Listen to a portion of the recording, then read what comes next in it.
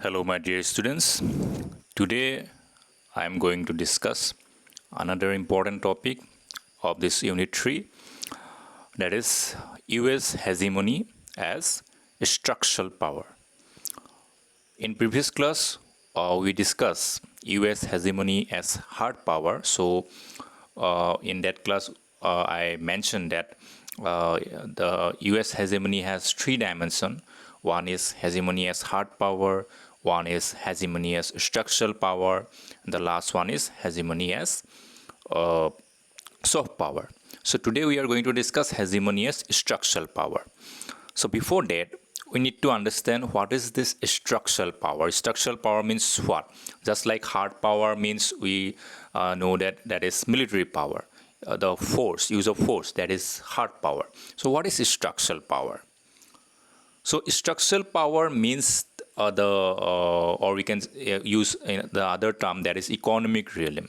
Okay, so structural power means the economic power or economic control, economic dominance, what we can say. To maintain the hegemony, to maintain the dominance in all over the world, it is very necessary to control the economy of the world. Because by using only hard power, that is the military power, you can dominate all over the world, but that is a temporary kind of dominance. All the time you cannot use the force. Okay, so to maintain the hegemony, you need another power that is called the structural power, or we can say the economic power. So if any country can control the economy of the world, that country can control the whole world, because the structure of a country mainly dependent on its economy. Economy is very important for every country. Economic environment, economic system, economic condition determines the development of a country, growth of a country, their future, everything. So if you control that structure, ultimately you can control that particular country, or ultimately you can control the whole world. So economic power is very, very important. That's why USA also emphasize to control the economy of the world, control the global economy to maintain its hegemony. Now, how US control the world economy? Now let's discuss this. So here we are going to see that how US trying to control the world economy, the global economy, what are the methods, what are the tactics used by USA to maintain its hegemony as structural power. So let us discuss all these methods, tactics, or all this procedure adopted by USA as a structural power. So USA, has the status of being largest economy of the world. So USA is always considered as the largest economy, the biggest economy of the world. Why? Because it has a large geographical expanse in compared to any other parts of the world. In any other nation of the world, it has the maximum geographical expanse, and it also a variety of mineral wealth. Mineral wealth means coal or oils or whatever. So all this mineral wealth in the hand of the USA. So USA has a large number of mineral wealth also. And regarding industries and technology, USA is far ahead from any other country.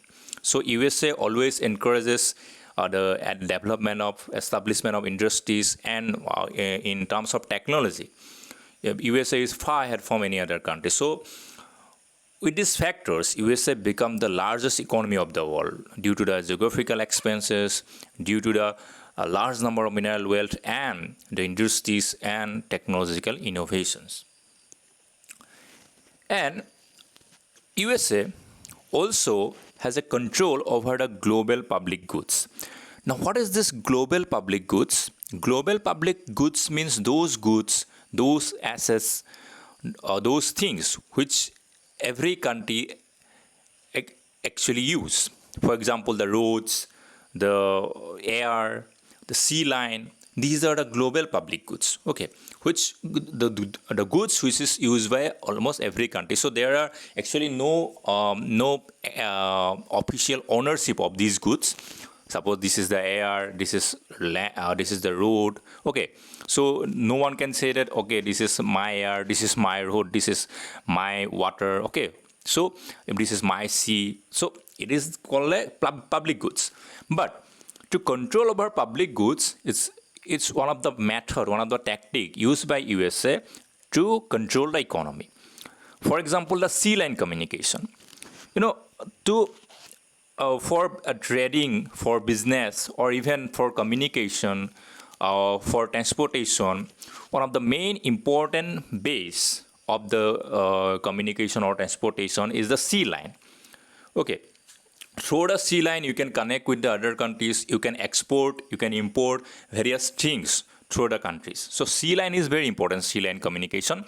So USA actually controlling the whole sea line communication of the world. Okay.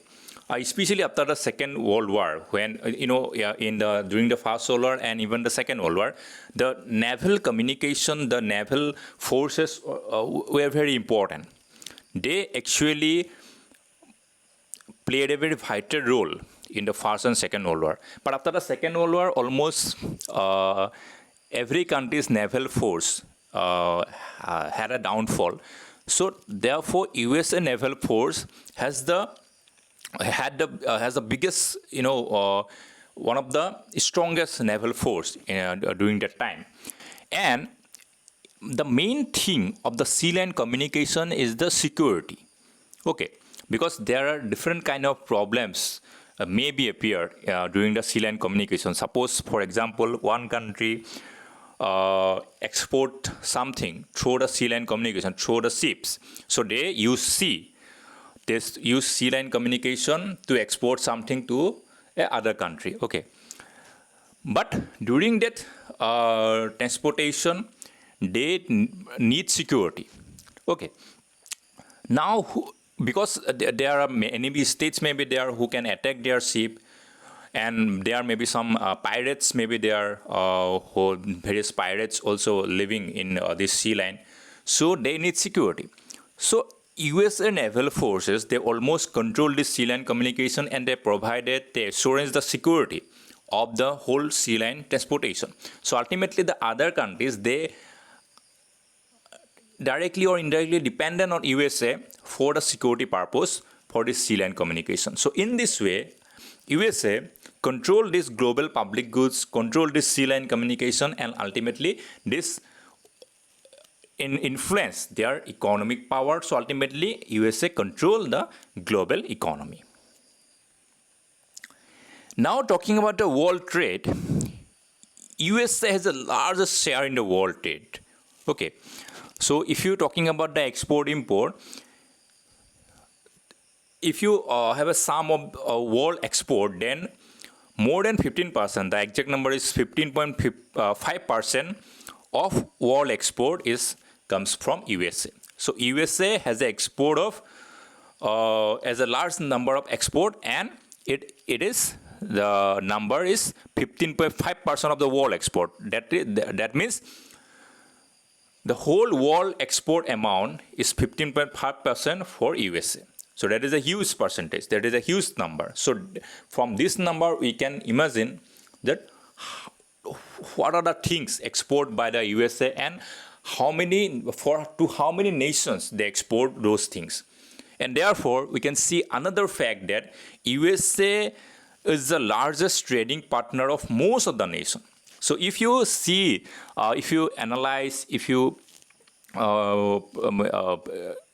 just find out the data of various countries, that who is their largest, or which is their largest trading partner, then the result we can find the USA. So most of the nations, the largest trading partner is USA. So that means USA has a trading relations with most of the nations, most of the countries.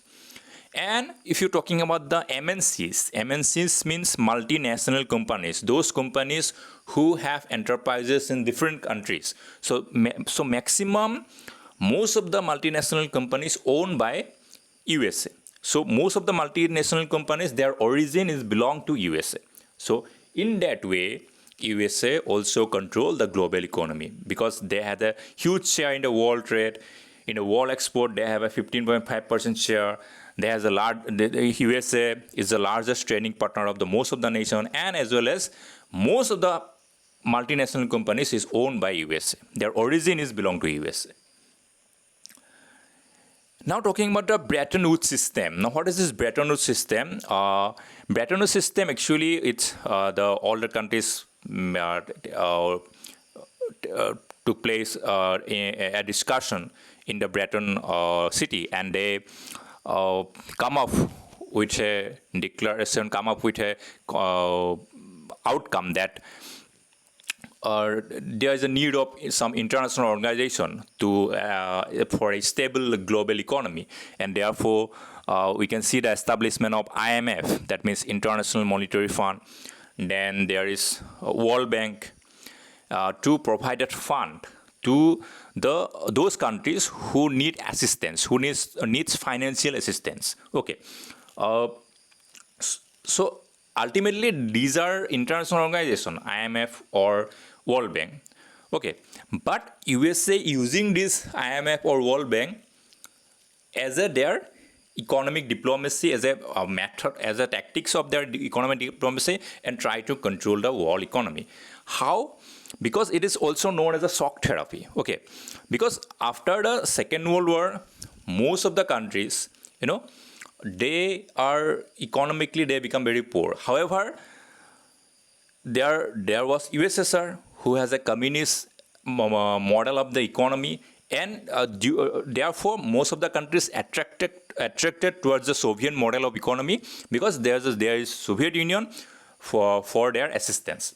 But after 1991, when Soviet Union collapsed, disintegrated, so ultimately whole communist bloc was collapsed. So ultimately those countries who follow the Soviet model, now their condition is become very poor, because now Soviet Union is not there to assist them, to provide them financial assistance. So now they have to depend on USA. Now USA made a policy that yes, we are going to provide you the financial assistance, but you have to adopt capitalism. You have to adopt our system. So that is called the shock therapy. So USA provided financial assistance through IMF, through World Bank to those countries, but ultimately on that condition that these countries have to adopt capitalism. That means USA can expand their market to those countries. So by using this international organization as World Bank, IMF, USA also maintain its hegemony in economic sector. And another example is WTO, that is what we can call World Trade Organization. Okay, so in the World Trade Organization, it actually has a one agreement actually held in 1948, that is GATT agreement, General Agreement on Trade and Tariff. But that agreement transformed into a international organization, that is World Trade Organization, in 1994. So that is WTO. So WTO is also an international organization for trading, but ultimately this organization is also dominated by USA. Okay, so by using this international organization, USA maintain its hegemony in economic sector.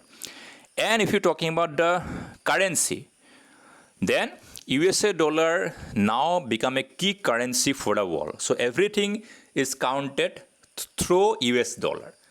Earlier, it was counted as in the with the reference of gold.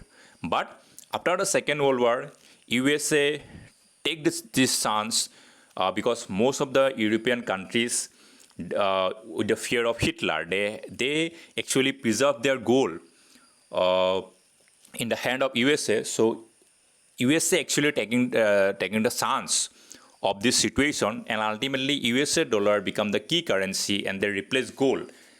Okay, so USA dollar is also another way to control the global economy. Now, after after the Second World War, USA also introduced another system that is called the internet.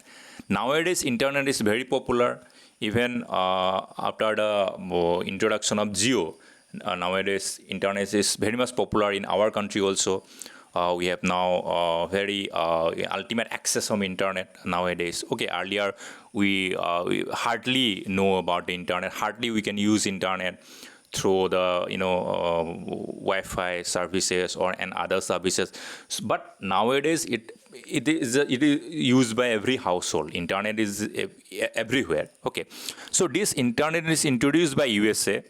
However, firstly, they introduce as a defense purpose. I already mentioned about it during the discussion of hegemony as hard power, that they use internet for a defense purposes, for communicated with the soldiers and for fast communication. But later they use it for commercial purpose. For defense purpose, they now use internet as a commercial purpose, and it become very popular among the nations. So through the use of internet, USA also control the world economy. And then comes to the business administration. USA also introduced a system of business administration that just like the whole public administration, there is also a system of business administration. So nowadays we have courses like Masters of Business Administration, MBA, Bachelor of Business Administration, BBA. All these courses, their origin actually come from the USA. So they started this School of Business Administration, and now almost all over the world, this business administration school is very popular. Now India, almost most of the people are going for MBA degree, BBA degree. Okay, so in that way, USA actually control the whole world economic system. So this is the USA hegemony as a structural power. So structural power means the economic power, economic realm. And we all know that economy is very important for any country. So if you can control the world economy, ultimately you can control the whole world. So to maintain the hegemony, hard power is necessary, but only using hard power, your hegemony, your dominance may be in a temporary way. But to maintain it for a long-lasting period, you have to control the economy, the main structure of the country, that is the economy. So if you can control the economy, you can control that particular country. So if you can control the whole global economy, then you can control the whole global politics. So that is the tactics of USA, and in this way USA actually control the world economy. So that is USA hegemony as structural power. In next class we are going to discuss US hegemony as soft power. So till then, thank you.